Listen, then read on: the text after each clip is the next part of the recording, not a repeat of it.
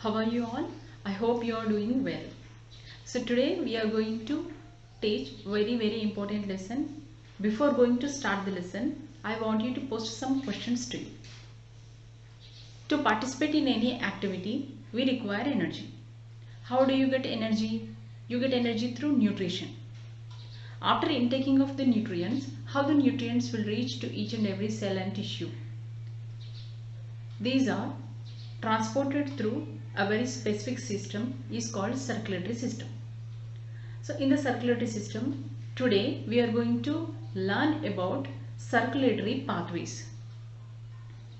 There are two types of circulatory pathways are there. One is open type of circulatory pathway and next one is closed type of circulatory pathway. In open type of circulatory pathway, the blood flows from the heart into the vessels.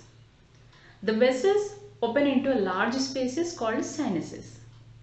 From the sinuses, the hemolymph is collected into the heart and distributed to body parts. As the circulatory fluid comes out of the vessels and freely flows in the body spaces, this type of circulatory system is called open type of circulatory system. This kind of circulatory system can be seen in the animals of leeches, arthropods, mollusks, echinoderms and ascidians.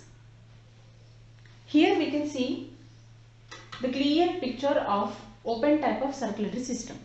Here from all the body parts, the blood is collected and the blood is flowed into the blood vessels, and from the blood vessels it flows into the heart.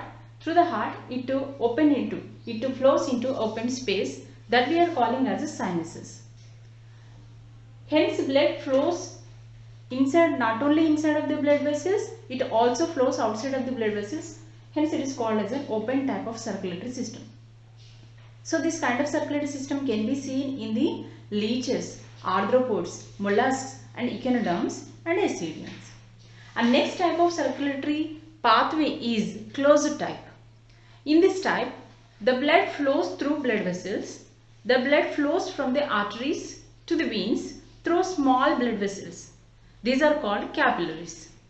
Closed type of vascular system is found in the animals of annelids, cephalopods among the non-chordates, and cephalochordates and the vertebrates among the chordates. Here you can see a clear picture, a clear diagram of the blood from all the body parts is collected through blood vessels and it open into the heart. From the heart again the blood flows or distributed to all the body parts through blood vessels.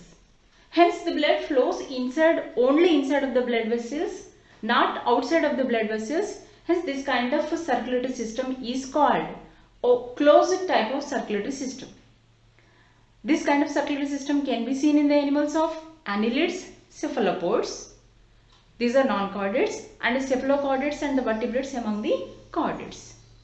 So this is a small topic to you, and today's homework is differentiate in between of the closed and open type of circulatory system with the help of the diagrams and along with the examples. This is your homework. Do the homework well.